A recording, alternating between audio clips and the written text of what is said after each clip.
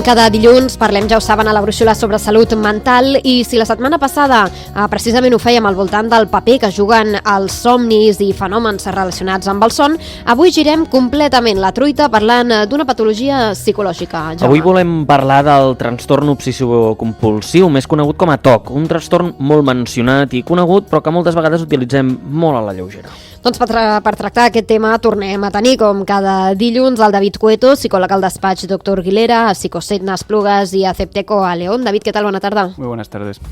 Comencem explicant quines característiques té aquest trastorn, el TOC. Bueno, el trastorno obsesivo compulsivo, ¿no? Como habéis comentado, es algo, es decir, una expresión que yo creo que casi todo el mundo conoce, que está fuera del ámbito clínico. Entonces, no es que haya malentendido, pero bueno, sí que la etiqueta clínica se refiere a un diagnóstico, pues bueno, donde hay una, digamos, una obsesión, que es un pensamiento intrusivo, que genera malestar, y una compulsión, que es un alivio que hacemos pues de manera conductual, normalmente, para aliviar ese pensamiento intrusivo, esa obsesión. Entonces, claro, todos los humanos tenemos una mente asociativa que hace como predicciones de lo que va a ocurrir, ¿no? Ya hemos dicho, ¿no? Un niño pequeño que coge y tira una cosa 20 veces para ver lo que ocurre. El problema de esto es que pasa el punto clínico cuando este ciclo de obsesión-compulsión ocupa demasiado tiempo, genera mucho malestar a la persona y, bueno, genera lo que se llama conductas compensatorias para evitar el malestar, ¿no? Entonces esto es un bucle que se retroalimenta porque la mente, ya digo, funciona, es decir, pensamiento intrusivo y una conexión asociativa comportamental. Entonces el trastorno obsesivo compulsivo clínico, como digo, es algo bueno, bastante complicado, con bastante, digamos, prevalencia en terapia. Es un diagnóstico que creo que cualquier terapeuta ha visto o ha vivido. Entonces, bueno, es divulgar un poco que es algo que se lleva, que está bien estudiado, bien protocolizado, pero que aún así genera mucho sufrimiento a las personas que de manera clínica lo tienen diagnosticado y que es complicado o puede ser difícil de tratar. Entenc que hi ha diferents graus, no?, de TOC. A més, també estem molt acostumats a sentir aquella frase de tinc TOC, sí, quan hi ha un paper, paper fora de lloc. Ai, no, és que tinc una mica de TOC amb això. No és veritat, en realitat hi ha molta altra gent, no és tan fàcil diguem-ne, diagnosticar o que no hi ha tanta gent que tingui TOC, sinó que és una cosa més concreta. Es un tema muy interesante porque en principio ser meticuloso y cuidadoso, ¿no? En trabajos, imaginaos, ¿no? Alguien que trabaja en un laboratorio que tiene que hacer muestras, que no puede contaminarse, todo muy específico, con pasos muy concretos, que resulta que al final esa persona, eso se les va, ¿no? Es decir, cuando llega a su casa es un entorno no, que eso no es adaptativo, fuera de un ámbito, pues imaginaos, ¿no? De un laboratorio, como digo. Es demasiado meticuloso, demasiado pulcro, demasiado cuidadoso y eso es problemático. Entonces, al final, el punto de la clínica, los grados, es el nivel de malestar y el tiempo que pasa esa persona, ¿no? Porque comúnmente, ¿no?, la película está famosa, ¿no?, de Mejor Imposible, que se ve las conductas, lo de no pisar las líneas de el suelo y demás, que es como muy evidente, pero he de decir que en terapia, mi opinión es que el peor TOC, por decirlo de una manera clara, es como el que no se ve, un poco el puro que se puede llamar, donde es como un checklist permanente, ¿no? El cerebro, antes de ejecutar una operación, hace como una comprobación de necesito esto, esto, esto para que esto esté bien. Entonces yo reconozco que el TOC se resuena mucho con lo que se llama el Diógenes, ¿no?, que es trastorno por acumulación, porque antes estaba tipificado con un trastorno de ansiedad, ¿no? La ansiedad es como una de las características principales, pero digamos que hay unos rituales muy evidentes que se ve la persona, pues tengo que tocar el pomo 10 veces antes de salir de casa para que nada malo le ocurra a mi madre, por ejemplo, ¿no?, un caso real. Pero a partir de ahí esto empieza como a ramificarse y, como digo, hay trastornos obsesivos compulsivos clínicos muy rápidos de ver porque la persona, o es típico, ¿no?, las manos las tiene como muy estropeadas de lavárselas tanto, o comprueba mucho, pues por ejemplo, el móvil para mirarse el pelo, por ejemplo, 1000 cosas así.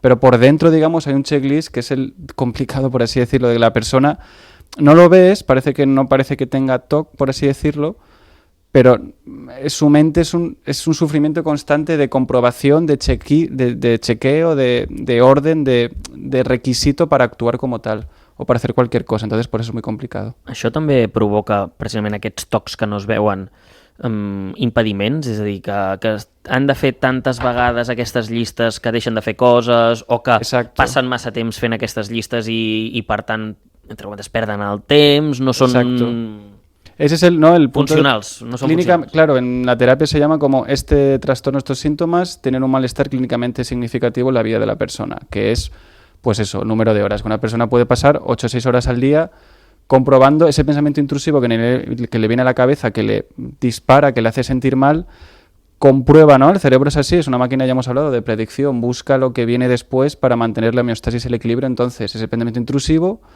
genera un malestar y ese malestar que se busca un alivio, que es normalmente la compulsión, que puede ser la conducta, como digo, pero algo como muy interno. Entonces, es un bucle que se retroalimenta, ese es el problema, que no hay fin.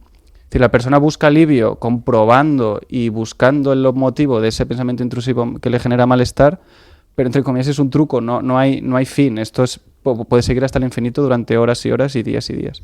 Hi ha molta població que pateix aquest trastorn? Sí, la prevalencia, bueno, se habla entre 1,5, un 3%, que es bastante elevada, ¿no?, para la población general, pero es como ha dicho Jaume, que es muy importante los grados aquí, ¿no?, ver. Porque antes, digamos, hasta hace nada estaba tipificado dentro como era un subtipo de trastorno de ansiedad, ¿no? Había trastorno de ansiedad. Ahora se le ha dado una categoría diagnóstica propia, sola. Es decir, el trastorno obsesivo compulsivo tiene una categoría especial para la hora de hacer tratamiento, para la hora de hacer intervención, tener ya como sus protocolos propios, pero como digo, la ansiedad es un componente fundamental para entender este diagnóstico. Quin és el procés que fa el nostre cervell per arribar a aquests extrems? Què li passa al nostre cap?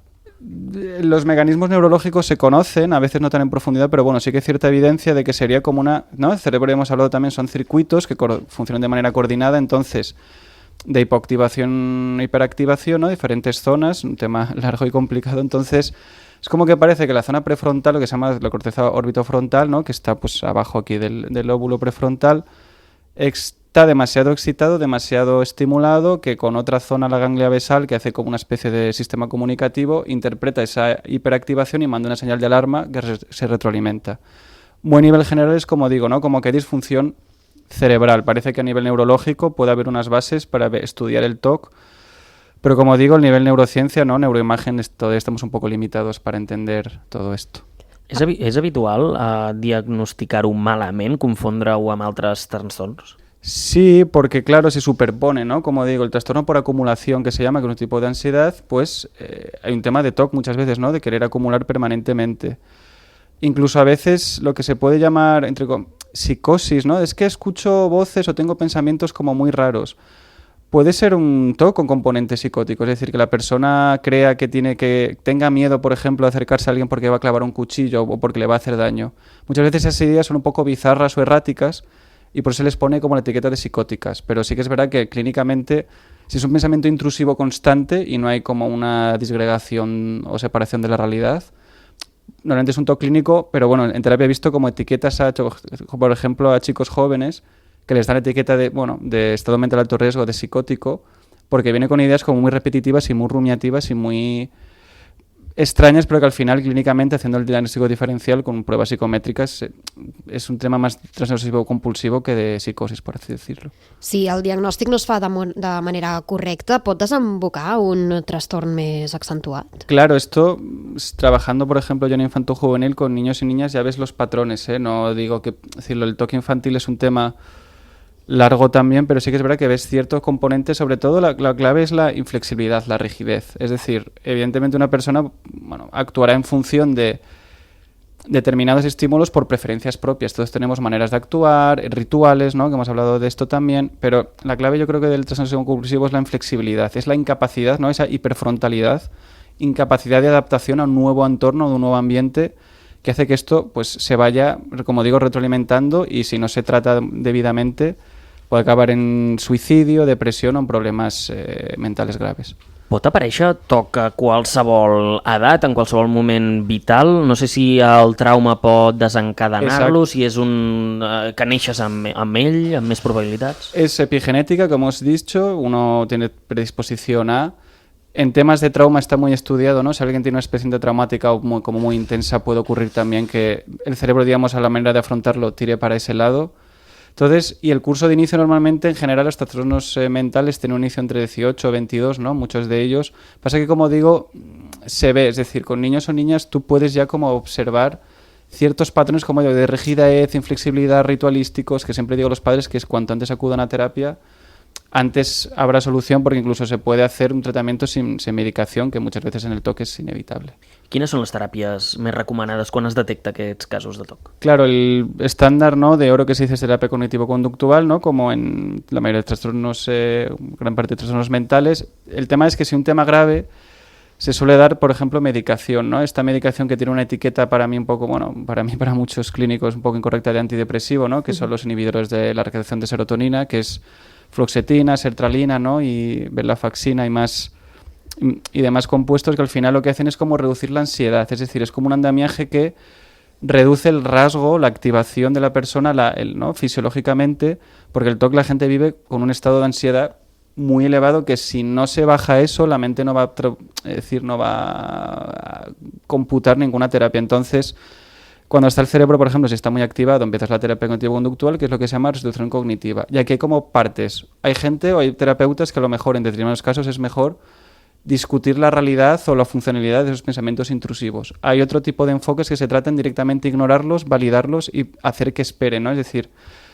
que la ansiedad irá subiendo, el cerebro te dirá, si no haces esto te vas a morir, y de repente es como que al cabo de cierto tiempo, si no se genera esa conexión, bueno, pero es muy complicado, ¿eh? No se trata de hablar y ya está, pero simplemente también se llama de exposición, ¿no? El estímulo aversivo con una jerarquía de exposición del 1 al 10, cómo se va sintiendo ante ese estímulo, para ir moldeando un poco al paciente y ayudándole con las pautas, evidentemente. Entenc que ha de ser un procés llarg, en principi. Sí, es como digo, es uno de los diagnósticos que probablemente lo que se llama de curso insidioso, que si viene, por ejemplo, con una persona adulta de más de 40 años, con un cerebro ya consolidado y ha funcionado toda la vida de esta manera, pero te pide ayuda, reconozco que la medicación y la terapia es bastante... depende muchísimo de los casos, la verdad, individual, y con lo mismo con el tema infantil. A veces está ya con 16, 17, 18 años que uno dice, bueno, ya se veían ciertos rasgos con 10 y con 8 y aunque suena un poco fuerte a veces, como digo, no queda otra que medicar para poder hacer una intervención, que incluso a veces se dan medicamentos con otra etiqueta también a veces un poco errática, que son antipsicóticos, ¿no? Como la quetiapina, que lo que hace, claro, es intentar parar ese bombardeo intrusivo, ¿no? Esa imagen, ¿no? Esos pensamientos intrusivos constantes que, digamos, asaltan directamente a la persona sin freno. Com en la majoria de casos, i ara ens ho comentaves, és prioritari o és molt important detectar-ho a temps. Sí. Com podem detectar-ho en el nostre entorn, sobretot suposo en nens? Quines conductes poden alertar-nos? Lo típico, ¿no? De observar un poco primero la genética, ¿no? Si en nuestra familia tenemos, es como digo, la inflexibilidad, ¿no? Un patrón de a lo mejor tíos, tías, hermanos o hermanas, gente cercana, abuelos, que vemos que siempre ha tenido un patrón de conducta hiperrígido, ¿no? Es decir, cada día hago lo mismo durante la misma hora, y evidentemente la gente mayor, el cerebro se vuelve más inflexible. En niños y niñas la ansiedad desmesurada ante los cambios, es decir, cualquier tipo de ritual o de movimiento. Pasa que, como digo, un cerebro infantil, a veces diagnosticar estas cosas es un poco complicado, pero sí que sobre todo, como digo, la inflexibilidad, que tenga explosiones emocionales, ¿no? Como salidas como muy viscerales ante cosas como poco importantes, ¿no? Por eso significa que a lo mejor el niño o niña tiene un ritual aprendido que si no se lleva a cabo sería como una explosión desmesurada ante algo que a lo mejor no es tan importante, y demasiada obsesión, como digo, a lo mejor por acumular, por limpiar, ¿no? Aquí es que, como digo, el abanico se amplía. La limpieza y el orden es lo más evidente, pero, por ejemplo, el tema de los videojuegos, ¿no? Ese orden virtual tú no ves, a lo mejor el niño o la niña tiene un TOC en ese videojuego que acumula un montón de objetos sin parar. Entonces, es complicado y requiere, pues, lo que se llama un estudio psicométrico, a veces equipos multidisciplinares para tratar este diagnóstico. Doncs ens quedem en aquestes recomanacions en cas que tinguem potencials casos al nostre voltant, no? Fixar-nos en aquestes qüestions i la setmana vinent més. David Cueto, que vagi molt bé, bona tarda. Muchísimas gracias, buena tarde.